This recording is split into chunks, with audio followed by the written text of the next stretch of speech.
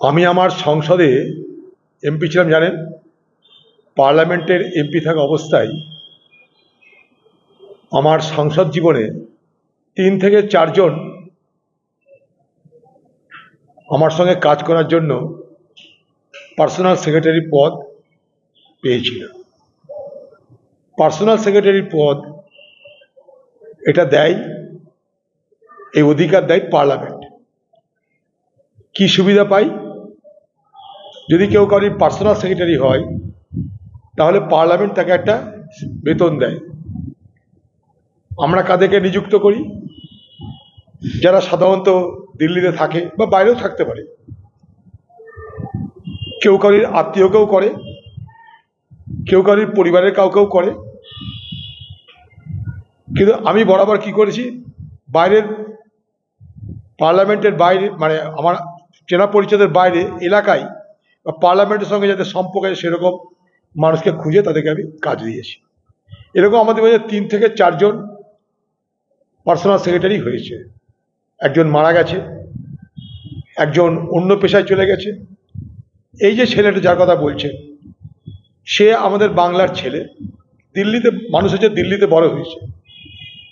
তার বাবা এসে যখন আমাকে বলে, আপনি বাংলার এমপি, আমরা গরিব একটা বাঙালি পরিবার, আমাদের ঘরে একটা ছেলে পড়াশোনা করেছে, আপনি তাকে এই কাজে রাখতে ইচ্ছুক, আপনি যদি নেন সংসারটা বেঁচে যায়। আমি তাকে কাজে নিয়েছি। দীর্ঘদিন ধরে সে আমার সঙ্গে কাজ করেছে এবং তার কাজে আমি সন্তুষ্ট ছিলাম, তাই তাকে আমি রেখেছিলাম। আমি পার্লামেন্ট ছেড়ে দিয়েছি, কারণ আমি হেরে যাওয়ার পর আর তো পিএস টাকার অধিকার নাই আমার। আমি হেরে গেছি, আমার পিএসের ক্ষমতাও চলে গেছে, অর্থাৎ কাউকে রাখার ক্ষমতা চলে গেছে। এখন সে পার্লামেন্টের স্টাফ, তাই বলে কি আমার সঙ্গে সম্পর্ক নাই? নিশ্চয়ই আছে। এতদিন ধরে কাজ করেছে, অবশ্যই সম্পর্ক আছে। নানা কাজে কখনো ফোন করতে হয়, কারণ বিভিন্ন সময় বিভিন্ন অফিসার, দপ্তর, সকলের ফোন নাম্বার জানা থাকে না আমাদের। কখনো মানুষের কোনো প্রয়োজনে জিজ্ঞেস করি, এই ভদ্রলোকের অ্যাড্রেস কি আছে, এই এই এই এই মিনিস্ট্রিতে একটা সেক্রেটারি কি আছে, জিজ্ঞেস করতে হয়, যদি মানুষের কোনো কাজে লাগাতে পারি। সেই রকমই করেছি। এখন তার বাড়ি কোথাও তাও আমি জানি না। দিল্লিতে তার বাড়ি, আমি দিল্লিতে তুমি জানি। পশ্চিমবঙ্গে তার বাড়ি কোথায় তা আমি জানি না। পশ্চিমবঙ্গে তার বাড়িতে কোনোদিন আমি যাইও নি। এখন সে পশ্চিমবঙ্গে এসেছে, আজকে আমি কয়েক মাস ধরো আমি পার্লামেন্টে নাই, সে তার নিজের বসত বাড়িতে, বাবা মায়ের বাড়িতে এসেছে, কি কাজে তাও আমি জানি না। কালকে তাদের পরিবারের পক্ষ থেকে কেউ আমাকে জানিয়েছে, অত্যন্ত কাঁদতে কাঁদতে জানিয়েছে, যেরকম আমার ছেলেকে এরকম অ্যারেস্ট করেছে। আমি বললাম দেখছি, তারপরে খোঁজ খবর নিয়ে জানলাম সে যে ধরনের কারণে তাকে অ্যারেস্ট করেছে, সেটা জন্য পুলিশ তাকে জিজ্ঞাসাবাদ করবে, দরকার হলে কেস দেবে। আমি কাউকে বলতেও যাইনি, আইন আইনের মতো চলবে। আমি কিন্তু একথা বলছি না যে কাউকে ষড়যন্ত্র করে পুলিশ ফাঁসিয়েছে, একথাই বলছি না। আমরা যেটা অভিযোগ ডাইরেক্ট করি, যেমন এখানকার অভিযোগ করে দিয়েছি, 2টো মেয়েকে মিথ্যা পক্সো কেসে অভিযুক্ত করে তাদের চাকরি খেয়ে নেওয়া হচ্ছে, অভিযোগ ষড়যন্ত্র। এটা ওইটাকে আমি একবার বলছি না ষড়যন্ত্র। ওইখানে কি বলছি, সে আমাদের চেনা জানা, কিন্তু তাকে কি বলছি, আইনের মতন ব্যবস্থা নেবে পুলিশ, কোর্ট কাছারি যা আছে করবে। বাকি আমাকে নিয়ে আর যদি কোনো প্রশ্ন থাকে আপনারা করতে পারেন, কারণ অনেকে এটাকে মজা পেয়ে অনেক কোশ্চেন করতে পারে।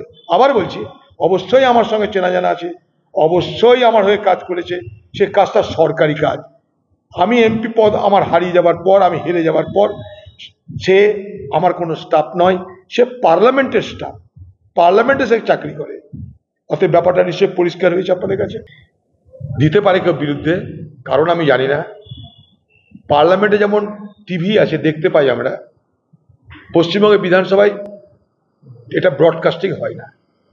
আমি বলবো পশ্চিমবঙ্গের বিধানসভায় যা আলোচনা হয়, যা প্রশ্ন হয়, কয়েকটা দিনের ব্যাপার, সেগুলোকে ব্রডকাস্ট করা হোক, সেগুলোকে টিভি চ্যানেলের মাধ্যমে বাংলার মানুষকে দেখানো হোক। আমরা দেখতে চাই যে পশ্চিমবঙ্গের বিধানসভায় কি ধরনের কারবার হচ্ছে, কে কি বলছে, কে কি জানতে চাইছে, মানুষের কথা কতটা আলোচনা হচ্ছে, আমরা বাংলা মানুষরা জানতে চাই। তা দিদির কাছেও আমাদের অনুরোধ, আপনি এত টাকা খরচা করছেন খেলা মেলায়, গল্পে গুজবে, তো পশ্চিমবঙ্গের বিধানসভাতে আপনি সরাসরি ডাইরেক্ট যে ব্রডকাস্টিং, সেটা করার মতন ব্যবস্থা কেন করছেন না? তাহলে আমরা সবাই জানতে পারবো। তার জন্য বিধানসভার যে কোনো দলেরই এমএলএ কে বা মন্ত্রীকে বিধানসভার বাইরে এসে আর সাফাই গাইতে হবে না, আমরা নিজেরা দেখতে পাবো। এবার আসনটা ফাঁকা কেন? প্রথম প্রশ্ন, আসন ফাঁকা কেন? তার মানে শিক্ষা নেই, তাই দুটো জিনিস স্বীকার করতে হয়। তাহলে যুবশ্রী, কন্যাশ্রী, সবুজ সাথী দেওয়া, থোয়া, ট্যাব দেওয়া, মোবাইল দেওয়ার, এগুলোর পরিণাম কি? তাহলে আমাদের রাজ্যের যুবকরা তারা কি শিক্ষিত হতে চাইছে না? তারা কি উচ্চশিক্ষায় শিক্ষিত হতে চাইছে না? যদি একটা রাজ্য শিক্ষিত না হয় তাহলে সেই রাজ্যের পতন তো অবশ্যম্ভাবী। তাহলে আমাদের রাজ্যের শিক্ষামন্ত্রীকে বলতে হবে, মুখ্যমন্ত্রীকে বলতে হবে, কেন রাজ্যে লাখ লাখ আসন খালি পড়েছে? তার কারণ একটাই, যে এখানটায় ডিম্যান্ড নাই, অথচ সাপ্লাই আছে, অর্থাৎ চাহিদা নাই, যোগান আছে। যোগান কি? স্কুল ঘর আছে কিন্তু টিচার নাই, ঘর আছে টিচার নাই, টিচার আছে মাইনা নাই। টিচার থাকলে সেখানে জালজুচ্চু করে পরীক্ষায় ফেল করা টিচার ভর্তি হতে হবে, ভর্তি হতে গেলে পয়সা দিতে হবে। এই যে টোটাল যে মেকানিজমটা, ফলে কি হচ্ছে, সাধারণ মানুষের বেসরকারি এই সরকারি স্কুল কলেজের প্রতি আস্থা হারিয়ে যাচ্ছে। আজকে পশ্চিমবঙ্গের শিক্ষার হার যে দ্রুত কমে যাচ্ছে, পশ্চিমবঙ্গের যুব সম্প্রদায় যে উচ্চশিক্ষায় শিক্ষিত হতে চাইছে না, আজকে তার শিক্ষামন্ত্রীর কথাতেই স্পষ্ট। দ্বিতীয় কথা, তারা জানে উচ্চশিক্ষায় শিক্ষিত কোনো লাভ নেই। কেন লাভ নেই? এখানে কাজ নেই। তাই কি করতে হবে? অভাব দূর করতে স্কুল কলেজে যাওয়ার আগেই বাড়ির বাবা মারা তাদেরকে বলে তোমরা কাজে যাও। স্কুলে যাওয়া নয়, কাজে যাওয়া তাদের বাবা মাদের দাবি হয়ে যায়। ফলে ছাত্ররা, যুবরা, ছাত্রীরা, যারা যুবক যুবতী, তারা কলেজ থেকে ভর্তি নয়, তারা অন্য কাজে লিপ্ত হতে চায়। বেসরকারি স্কুলে মানুষ ভর্তি হচ্ছে ওখান থেকে মাল কামাতে হবে। দেখুন টাকা কামানোর জায়গা কোথায় কোথায়, মদের দোকান, লটারি, ভূমি দপ্তর। ভূমি দপ্তরে যান, আপনি 5 পয়সার জমি কিনুন, 10 পয়সার ফি দিতে হবে সরকারকে। ঠিক একইভাবে বেসরকারি স্কুল কলেজগুলো, সেখানটাই এখানকার ছাত্রছাত্রীদের প্রবণতা বাড়ছে।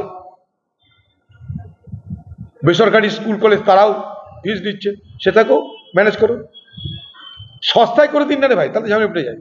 না পারলে আপনি নিজে অনুদান দিন, যাতে ছাত্রছাত্রীরা উচ্চশিক্ষায় শিক্ষিত হতে পারে, আপনি অনুদান দিন।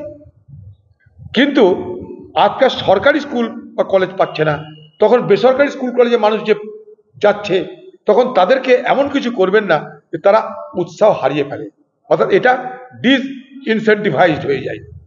তাহলে কিন্তু দুদিকেই মারা পড়বে, সরকারি বেসরকারি উভয় দিকের শিক্ষায় তারা প্রভাব পড়বে। বরং আপনি সরকারি স্কুলে ভালো ভালো টিচার রাখুন, প্রফেসর রাখুন, তার পরিষেবা ব্যবস্থা রাখুন, সেখানে সব ছাত্র চলে যাবে, কাউকে ফিস বসানোর দরকার নাই। এমনি ছাত্র আপনার কলেজে যাবে যদি তাদের পরিকাঠামো ঠিক থাকে, ফ্যাকাল্টি ঠিক থাকে। সহজ সরল সত্য কথা। আমরা তো বরাবরই বলছি যে এই সরকার দুর্নীতি, সন্ত্রাস এবং সাম্প্রদায়িকতার মিলেমিশে তাদের রাজনীতি এবং নির্বাচনের হাতিয়ার করেছে। প্রথম দিন থেকে বলেছি, এখানে এই সরকারের যারা মাথা, মমতা ব্যানার্জি, সে একদিন বিজেপির সরকারের মন্ত্রী ছিল। আমি নিজে দেখেছি দিল্লিতে আরএসএস এর যে রাষ্ট্রীয় সম্মেলন, সেই সম্মেলনে তিনি অতিথি ছিলেন। সেই অতিথি হিসাবে তিনি বক্তৃতা দিয়েছিলেন।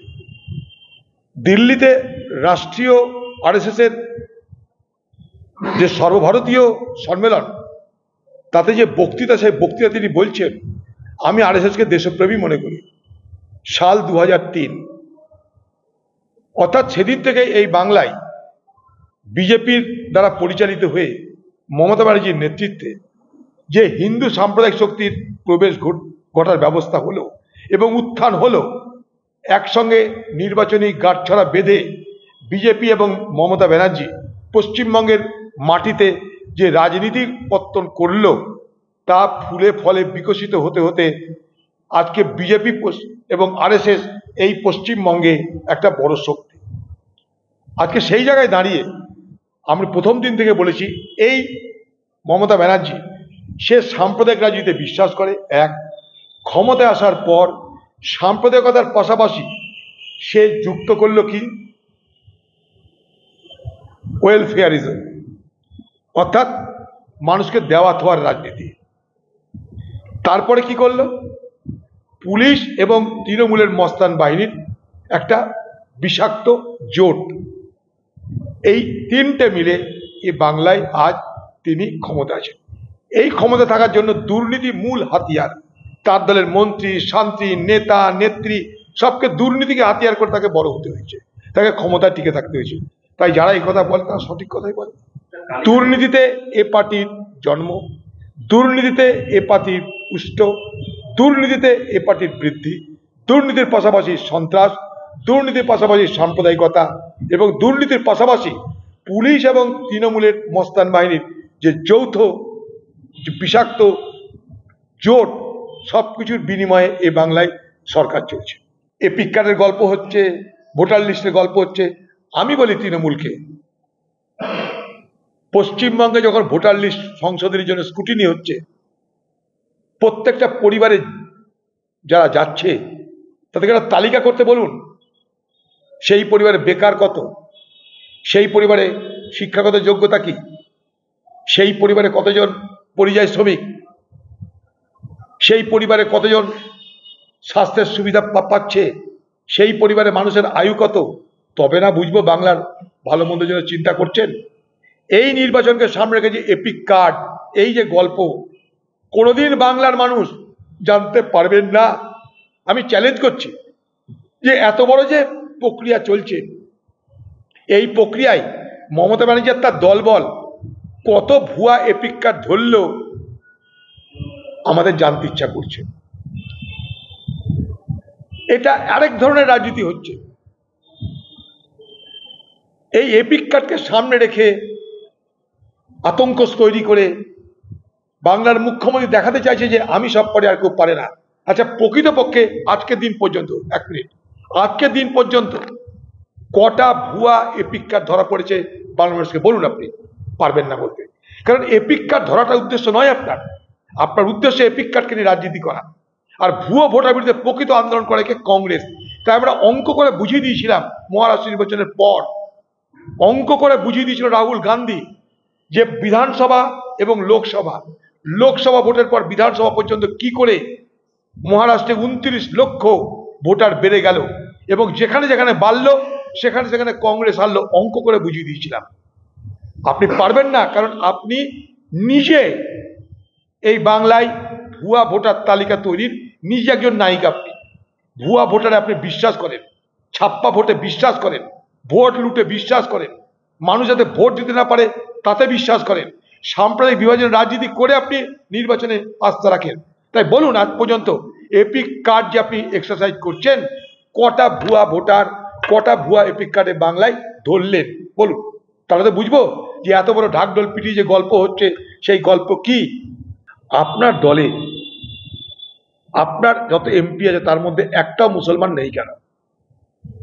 তাহলে সবকা সাথ সবকা বিকাশ কি করে হবে? আপনি যে ক্যাবিনেট তৈরি করেছেন, একটা মুসলমান মন্ত্রী নেই কেন? ভারতবর্ষের স্বাধীনতার পর প্রথম মোদি জমানায়, আবার বলছি, ভারতবর্ষের স্বাধীনতার পর প্রথম মোদি জমানায় মুসলমান কোনো এমপি নেই, মুসলমান কোনো মন্ত্রী নেই। অটল বিহারী বাজপেয়ী জমানাতেও ছিল মুসলমান মন্ত্রী, এই জমানা সব উঠিয়ে দিয়েছে। তাহলে সবকা সাথ সবকা বিকাশ হবে কি করে? এটাই বিজেপির ঘরানা, রাজনৈতিক ঘরানা। এইটাই এই ভারতবর্ষের মুসলমান সম্প্রদায়কে তারা মনে করে দ্বিতীয় শ্রেণীর নাগরিক, তাদের কোনো অধিকার নাই। আগামী দিন যদি বলে, আজকে তো বলছে যেটা প্রতিনিধি মুসলমানের তাড়িয়ে দেবে, আগামী দিন আমি অবাক হব না যদি কথা বলে যে মুসলমানদের ভোট দেওয়ার অধিকারই কেড়ে নিলাম, ঝামেলা মিটিয়ে দিলাম। এ কথা বিজেপির মনের কথা, সেটা বিজেপি বলতে পারছে না। আগামী দিনে সেটা বললে আমি অবাক হব না। এর থেকে কোনো মানে অগণতান্ত্রিক, সংবিধান বিরোধী এবং ঘৃণ্য রাজনৈতিক উক্তি আর কিছু হতে পারে বলে আমি মনে করি না। কে ব্যবস্থা নেবে? কে ব্যবস্থা নেবে? ব্যবস্থা নেওয়ার ক্ষমতা যদি থাকে সরকারের নেবে। এখানকার সরকারের ক্ষমতা আছে। এখানকার সরকার কি করবে? এটাকে নিয়ে রাজনীতি করবে, এটাকে সোশ্যাল মিডিয়ায় দিয়ে তৃণমূল পার্টি মুসলমানদের এলাকায় প্রচার করবে। দেখছো তো, এই তোমাদের বাঘ আসছে, আমি তোমাদের বাঘের হাত থেকে বাঘের মাসি রক্ষা করব, আমি বাঘের মাসি, আমি রক্ষা করব তোমাদের। না হলে এই দেখো বিজেপির বাঘ তোমাদের ঘরে ঢুকবে। দুজনের পক্ষে সুবিধা এটা। মাঝখান থেকে প্রাণ যাচ্ছে কাদের? এ ভারতবর্ষের এবং বাংলার যারা ধর্মনিরপেক্ষ উদারবাদী রাজনীতি করি, অর্থাৎ আমরা দায়িত্ব নিয়ে বলছি, আমাদের বিপদ হচ্ছে, আমাদের বিপদ বাড়ছে। বাংলায় উদারপন্থী ধর্মনিরপেক্ষ যে জায়গাটা, সেটা ক্রমশ সংকুচিত হচ্ছে এই ধরনের ঘৃণ্য রাজনীতির দাবানলে, ঘৃণ্য রাজনীতির সংঘাতে। একদিকে বলছে বিজেপি নামক বাঘ আসছে, কি বললো, মুসলমান ঢুকতে দেওয়া হবে না। বাঘের মাসি কি বলবে মুসলমানদের, দেখছো তো আমাকে কেন রাখা প্রয়োজন, না তোমাদেরকে ঢুকতে দেবে না। কোনো আইনে আছে কি এটা? স্পিকার কেন স্টেপ নিতে পারে না? নেক্সট স্পিকার স্টেপ, বাংলার সরকার নেক্সট স্টেপ, তা করবে না। এটাকে উত্তেজিত করে রেখে দিবে, দিয়ে বলবে মুসলমান রাস্তায় না নামলে দেখছো তো, ভোট লুট না করলে বুঝছো তো, অন্য পার্টি করলে বুঝছো তো তোমাদের ক্ষতি। আমরা বলছি হ্যাঁ, ধর্মনিরপেক্ষ শক্তির দরকার এই বাংলায়। কারণ এই যে দুই দল, এক দল ক্ষমতায়, আরেক দল ক্ষমতায় আসার প্রচেষ্টায়, দুই দল দুটো सांप्रदायिक मेरुते बसवास करे। देखियो वाकफ बोर्ड की जो खिलाफ जो आंदोलन, वो आज से नहीं बल्कि पिछले कई महीनों से चल रहे हैं। और आपको ये सुनकर बड़े हैरान होंगे आप कि वाकफ बोर्ड की विरोध में देश की आम जनता की तरफ से 5 करोड़ से ज्यादा, मान के चलिए 5 करोड़ से ज्यादा लोग अपना बात रखे हैं ज्वाइंट पार्लियामेंट्री कमेटी के दफ्तर में। ये जबरदस्ती, ये देश की जो अल्प समुदाय है, उनकी जो धार्मिक जो अधिकार, ये अधिकार को छीनने की कोशिश किए जा रहे हैं। जब हमारे संविधान अनुच्छेद 26 स्पष्ट रूप से यह कहते हैं कि अल्प समुदाय को अपने धार्मिक अधिकार पालन करने की पूरा अधिकार है।